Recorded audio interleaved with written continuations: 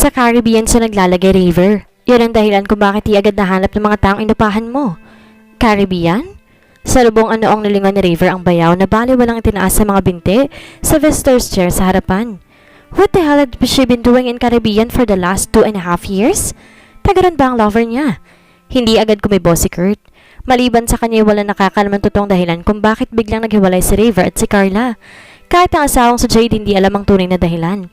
At hindi rin niya malalaman kung hindi niya ipipilit kay River na kailangan sabihin nito ang totoong detalye kung gusto nitong tulungan siya sa paghanap sa ex-wife. Gusto kong malaman ang buong detalye, River. Sabi niya nung una siyang kausapin nito. Lahat ng binayaran ni River wala pa rin linaw sa paghanap kay Carla. Damn it, Kurt! Singhal nito. Bakit kailangan pa alam ko sa'yo? Hindi ba maaaring gawin mo na lang pinapakiusap ko? I always ask details of my job, brother. Matiim niyang sagot. I don't work blindly. No details, no job. Nagliliyab ang mga mata ni River sa galit sa pagkakatitig sa kanya. Sinalubong niya ito ng determinadong tingin. Sumandal si Kurt at muling sinulyapan ng bayaw. Hindi naging madali para kay River na sabihin sa kanyang katotohanan kung bakit ito basta hiniwalayan si Carla matapos ang ayaw mabang mahigit na pagsasama. At nauunawaan niya. And if River had seen any flicker of emotions in his eyes, he would probably have killed him. But he remained expressionless, willed himself to be so when he would have wanted to wince and ought to explicits. Dahil kilala niya ang pamilya ng asawa. Proud, tough, arrogant, dangerous, but behind the veneer of mask are the softest of hearts. Yun ay kung ayang abutin ng sino man ang kailangang bahagi ng puso ng mga De Silva at Fortunato. Besides, wala siyang pakarapatang magpakita ng emosyon dahil wala siyang alam maliban sa papiyaw na kwento sa bahagi ni River. And he may be a ruthless bastard, but he was not judgmental. Naniniwala siyang lagi ng may dalawang mukha ang coin. Tumikhim si Kurt at tumingin kay River. Your wife, ex-wife. Pagtutuwad ni River sa mariing tinig. No divorce, no annulment, so Carla is still your wife. Spare me the technicalities, Kurt. He snapped. Nagkibit ng mga balikat si Kurt. Sinulya pa ng brown envelope na nasa ibabaw ng desk ng bayaw. The details are all there. It was a freak coincidence that my man found her in La Cruz, River. 6 months after she gave birth, she worked for Asia Developers Incorporated as an interior designer. Nang magtayo ng hotel ang ADI sa La Cruz, si Carla ang namahala sa interior designing. At ang completion time ng hotel ay mabuwan pa when it was supposed to be completed a month ago. But Carla is here now on a month vacation. She has a unit in ADI Towers, 9th floor. Ang opisina ni Quid ay ang kabilang tower facing north. Asia Developers Incorporated? River murmured. Sandaling nag-isip. It is owned by the Quids? Yup. Si Mr. Kendall Quid pa rin ang namamahala ng ADI. Ang kaisa-isang anak na lalaki ay sa Amerika nakabase. Thank you, Kurt. Tahimik na sagot ni River at tahimik na tumayo sa tabi ng binata. Tumayo si Kurt at tahimik na lumabas. Naiwan si River na nakatalaw sa labas ng bintana ng Kit Steel. Malawak na lupaing hindi pa rin nade-develop ng Kit Group of Companies. Lalong dumilim ang mukha ni River. Si Kendrick Quid ay isang British-Filipino. Nasa 50 ang edad at tabyudo, may 5 taon na ngayon na nakakalipas. Naggalawan ng mga muscles sa mukha niya at sinulya pa ng envelope sa ibabaw ng chrome desk niya. Nilapitan iyon at niladlad ang laman. Dinampot ang telepono at dumayal. Makaraan ng ilang sandali, may sumagot sa kabilang linya. Uncle Mike, si River to. What brought this call, River? Tanong ni Mike Gascon sa kabilang linya. Tumikhim muna si River bago sumagot. Gusto kong humingi ng pabor. Nag-angat ng mga kilay si Mike. Anytime, River. Though really, this surprised me. Wala akong natatandang humingi ka ng pabor sa akin kahit na kaninong tao. There's always a first time. Matabang nasabi ni River at saka sumandal. Sa kabilang banda, You need me, Kendrick? Bungad ni Carl ang kakapasok sa malaki at magandang opisina ni Kendrick Quid sa ibaba ng ADI Towers. A 52, still trim and handsome. Yes, darling. Nakangiting sagot nito. Tinuro ang couch. Naupo roon si Carla. How is Makoy? Pagkabanggit sa 3 anak ay agad ang pagkislap ng mga mata ni Carla. Oh, he is fine, Ken. Medyo nagkaroon lang ng counting rushes dahil siguro sa masyadong mainit dito sa Pilipinas. He is temporarily enrolled in Montessori. Good, para hindi mainip ang bata. Wika ng matandang lalaki. Tumikhim at saka tinitigan ng magandang babaeng nasa harap. A sophisticated, talented and beautiful 25-year-old career woman. I have good news and I couldn't say it over the phone. Umangat ang mga kilay ni Carla. Spill it out then. Tumikhim muna ang matandang lalaki. Hopefully in a month's time we will resume operation. Ah, at hindi abutin ng 6 months ang completion time ng hotel sa La Crux, darling. We will meet the deadline, almost, at matutuloy sa hotel gaganapin ng Miss Universe pageant. I won't be forced to sell my shares. Napatayong bigla si Carla at tumakbang patungo sa matandang lalaki at niyakap ito. Oh Ken, I'm so happy. Hindi mo mapapantay na nararamdaman mong kaligayahan at relief, darling. Natatawang sagot ng matandang lalaki. Kumawala si Carla at tumingala rito. Ang asul na mga mata ni Kendrick Reed kumikistap sa katuwaan. Ang laugh lines ay naging prominente sa nakapirming ngiti. Tila nabawasan na maraming mga taon ng edad nito. At pwede ko rin bang malaman kung paano mo nagawa ng paraan ng financial crisis ng ADI? Nag-aalang ang tanong niya.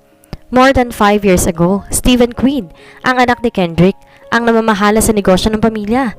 Dangalib ang financial status ng ADI sa sama-samang mga dahilan. Ang pagbagsak ng ekonomiya sa Asia, mismanagement on the part of Kendall's son, pagluloko ng mga top executives on the assumption na hindi agad mapupuna iyon ng management dahil laging nasa jet setting sa Steven. Subalit nagkakilala sila ni Kendrick. He gave her a job and took her family to the island. Nakita ni Kendall ang mga katiwalian and took over. Isa iyong hirap na paggapang upang makarecover. The company had to sell some assets.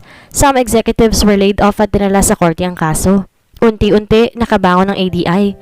Banks extended loans and all collateral, iba mga pag-aaring lupain ng ADI. Isang sugal ang pagtatayo ng hotel sa La Crux more than a year ago. Sugal na medyo kinakitaan ng panalo ng i-anunsyo sa isang gaganapin na Miss Universe pageant sa sunod na taon at sa hotel tutuloy. It would bring a lot of money for the company. Subalit sa pagpapatuloy ng construction, unti-unting naapektuhan ng kumpanya. Dala na rin ang halos hindi pa nakaka-recover na katayuan. Ang mga materyales nagdoble ang halaga. Niyoko na matandang lalaki si Carla. Isa yan sa mga sasabihin ko sa iyo, darling. Putol ni Kendrick sa daling ng isip niya. Have you heard of Gascon Hotels International? Sandaling nagsalubong ang mga kilay niya. Pilit pinagaganang isip. Naupo sa visitor's chairs and crossed her legs. Competitors, definitely. Sambit ni Carla. Biglang nahalinhan ng pagkadismaya ang ngiti sa mukha ni Kendall. Oh Carla, how could you have not known the company? Natawa si Carla. Her musical laugh echoed around the four walls of the room. Hindi ka na mabiro, Ken. Alright. Ang Gascon Hotels isa sa kanilang hotel entrepreneurs. They own the Monique chain of hotels and all over the world. An affiliate at ng MNC. So, what about them? Are they going to buy the hotel? Mabilis na umiling ang matandang lalaki. They offered to buy 15% shares. Mabilis nitong imporma. Can you imagine na halos ipagduldulan ko na sa market ang shares na yan? Pero walang gustong bumili dahil hindi naman mga gaanong nalilihim ang kondisyones ng kumpanya. At nakita marahil ng mga big boss ng Gascon Hotels ang posibilidad, nakikita ng malaking proyekto. Precisely. And here is where you come in, darling. Medyo tumikim pa ito tinitigan sandali si Carla bago nagpatuloy. I have a meeting with Gascon Hotels big boss this afternoon. Binata pang presidente at chairman of the board ng Gascon Hotels. Oh well, not really that young 39. Nagkibit ito ng mga balikat. Or maybe in his 40s, but whatever. The man is as handsome as the devil and... At gusto mong ako makipag-usap sa kanya? Bahagyang nahaluan ng sarkasmo ang tinig ni Carla. Ang mapula ng kutis sa matandang lalaki higit pang namula sa sinabi ni Carla. Umiwas ito ng tingin. Oh well, I just thought that a pretty woman always helped closing the deal. Nagkibit ito ng mga balikat. Pero kung hindi mo gustong ideya ko, okay lang. Wala akong ibig sabihin. I'm not trying to till come with you. Agap niya sa sasabihin nito. Of course, hindi ang katulad ni Kendrick ang gagawin. Ang unang naisip niya, naipain siya sa mga business sharks. In desperation to save the company, naisip marahil nito ang presensya niya ay makakatulong, knowing her effect with men. At malaki ang utang na loob niya sa matandang lalaki. O maliwala sa mukha ni Kendrick. Thank you, Carla. Thank you very much. Mike Gascon is a very respected man. You will like him. Bagaman medyo may kasungitan and straight to the point, he is amiable and charming if he chooses to.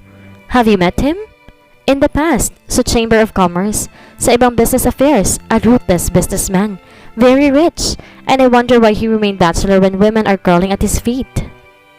Kendrick, saway niya na mapula makahulugang tingin ibinibigay ng matandang lalaki sa kanya. Okay, no matchmaking. Wika ng matandang lalaki. For all we know, behind the macho mask lies Eve. Humagalpak ng tawa si Carla sa sinabi nito.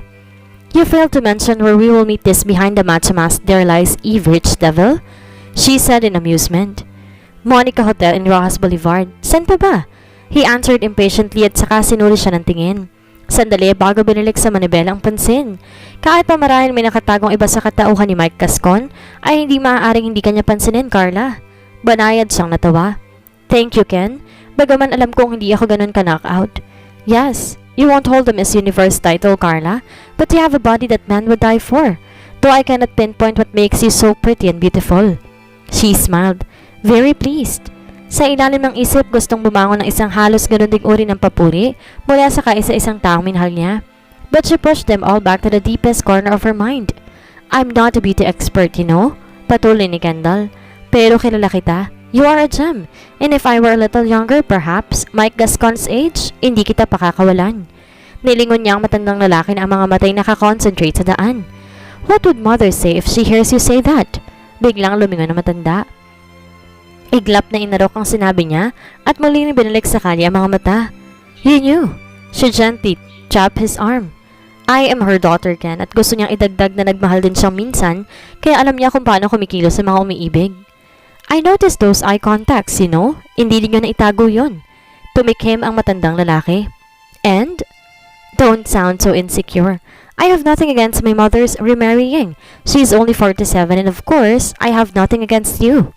Napabuntong hininga ang lalaki sa relief. We've been wanting to tell you about it pero ang mama mo, baka hindi pumayag. She knows how you love your dad until now. Yes, Dad occupied the place in my heart that forever will be his, but I have a big heart. You can squeeze in. She smiled at him. I don't know what to say. Gumagaralgal ang tinig nito. After all, hindi lang pala isang magandang balita ang tinanggap ko sa araw na to. Isang pagpapasalamat ng ngiti ang binigay ng matandang lalaki sa kanya. So when is the big day? Sambit ni Carla. He was beaming with happiness. In la course, darling. Pagkatapos ng deal namin ni Mike Gascon, panatag na ako. I'll give your mother a beach wedding under the moonlight. He promised. May init na humaplo sa dibdib ni Carla. Bakit naghintay pa kayo ng ganito katagal? Hindi agad nakasagot si Kendrick. Hindi ko gustong madami ang mama mo sa financial crisis ko, Carla. Bagaman baliwala sa kanya yun. Isang nasisihang buntong hininga ang pinakawala ng matandang lalaki. And this deal really means so much to me, for your mother. Ibinigay ni Kendrick ang susi sa valley at hinawakan sa braso si Carla. Pumasok na sa loob ng hotel. Sa lobby, nakasalubong nila si Mike Gascon na papalabas. Mike! Pabulalas na bati ni Kendrick sabay abot ng kamay sa binata. Are we late? Umiling si Mike. Oh no, you're just on time. Nabaling ang tingin nito kay Carla. She's with you? Oh yes, this is Carla Del Valle. Carla Del Valle, Mr. Gascon? Agap ni Carla sa matamis ng ngiti. Hindi tinago ng mga mata ang paghanga sa binata. Kulang ang description ni Kendrick para sa lalaking to. At sira ang ulo na mag-iisip na isa itong closet queen. The devil is not just handsome. He spells S-E-X. And she felt like crawling at its feet. And I'm so pleased to meet you. Idinugtong niya. Mike twisted the corner of his lips. So this is the missing Carla Del Valle de Silva. Trust chick. He thought in French. So I have finally met you, Carla. Wika ng binata. Clasped her hand tightly yet in a friendly manner. Umangat ang kilay ni Carla roon. What does that mean? Di ba tayo mag-uusap? Natatawang wika ni Kendrick. I have made a reservation at the seaside. Ang tinutukoy nito yung isa sa mga eleganteng restaurant ng hotel. Of course, Kendrick. Sang-ayon ni Mike na binitawan ng kamay ni Carla. Pero kinalulungkot kong sabihin may mahalagang bahay ngayon na tinawag sa akin. Ngayon lang at hindi ko pwedeng ipagpaliban.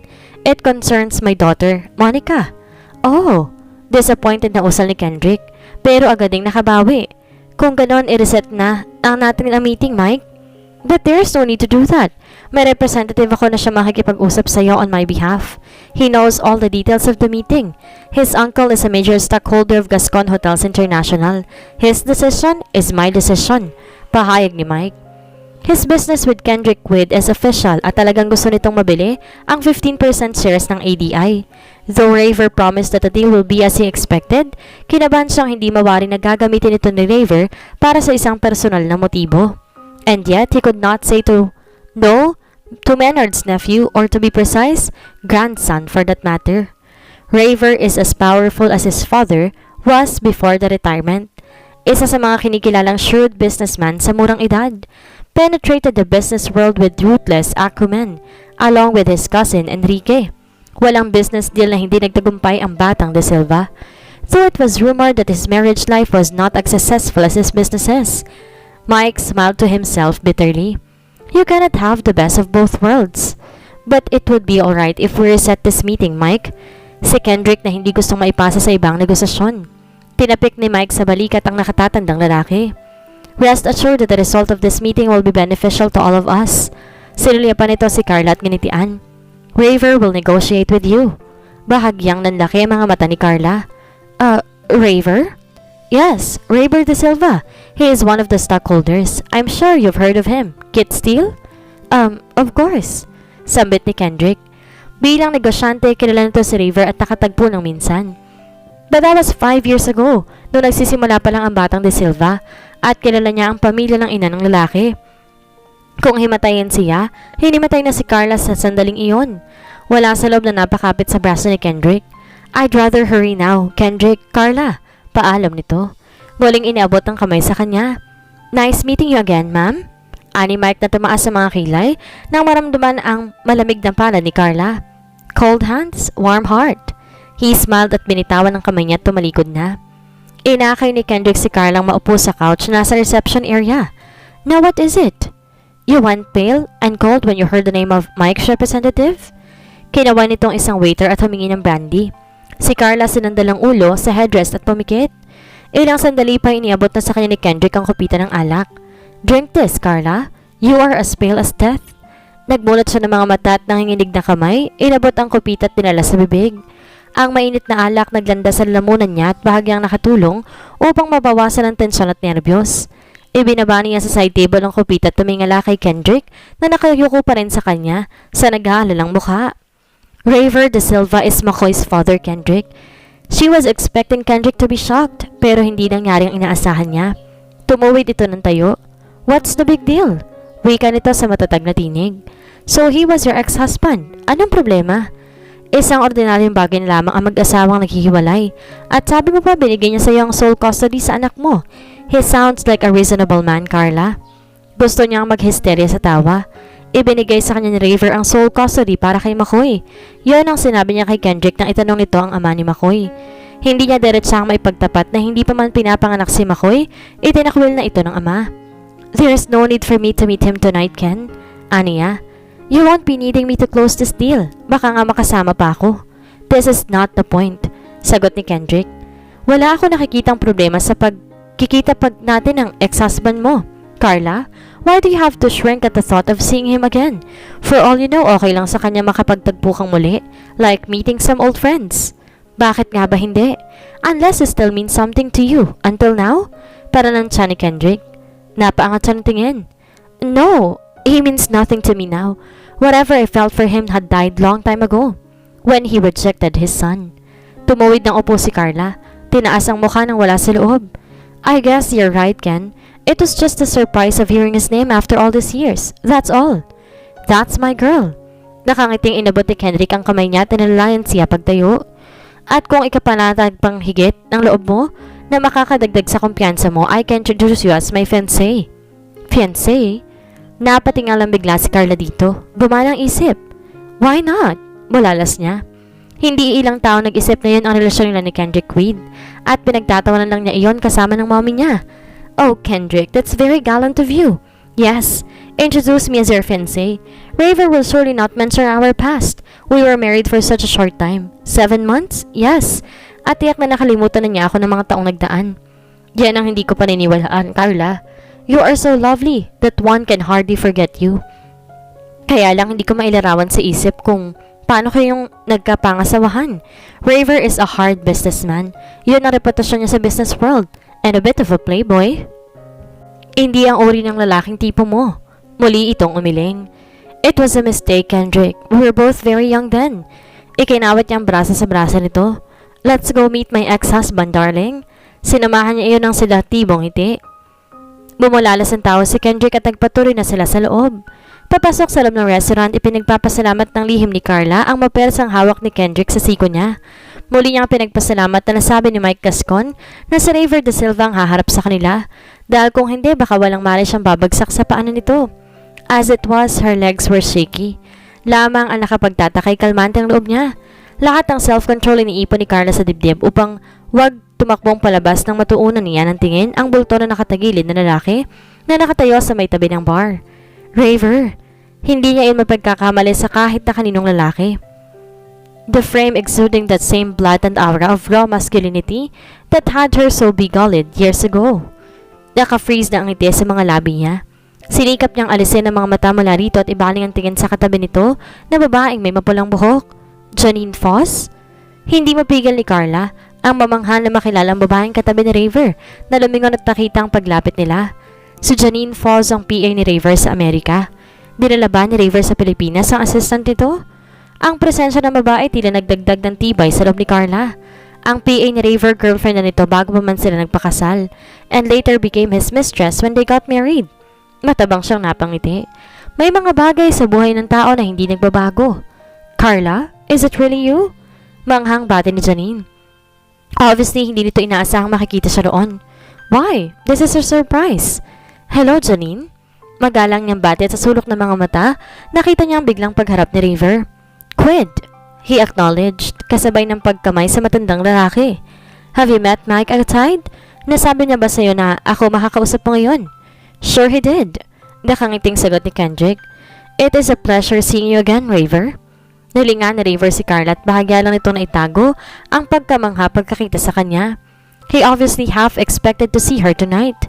Carla, you're lovelier than ever, wika ni Raver. Humarap ito mismo kaya wala siya magawa upang hindi magkasalubong ang mga mata nito. She caught a glimpse of burning anger in his brown eyes bago ito naging kalmante uli. Hello, Raver. She was proud of her calmness and her cool greeting. Lalong higit na kinatuwa na nakadamit siya na angkop sa ganong okasyon. She was looking her best at alam niya yun. Hindi rin niya inabot ang kamay niya pero hinabol yun ni Raver. Trust her ex-husband to observe the social niceties. Kahit na nga ba muhing-muhi ito. She thought cynically. Mahigpit ang pagkakahawak nito sa kamay niya at pinaglandas ang mga mata sa kabuuan niya. Sa isang sinasadyang sexual na pagsusuri, nagtagal sa pangitaas niya ang mga mata ni Raver bago bumalik sa mukha niya. Binawi niyang kamay at lihim na humugot ng buntong hininga. Hindi pa rin nagbabagong lalaking to. He was trying to embarrass her at a glance. Noong estudyante siya, agad siyang pinamumulahan ng mukha sa mga ganong sexual na insulto mula rito. Agad na umaakit ang galit sa ulo niya. Pero nagkakamali si Raver kung inaakala nitong ganun pa rin siya hanggang ngayon. Itinaas niyang kilay at gumante nang mapunoy ang hagod sa kabuuan ng kaharap. Sa muling pagkikita ni Raver at Carla, muli bang titibok ang kanilang mga puso? Yan po ang ating aabangan sa susunod na kabanata.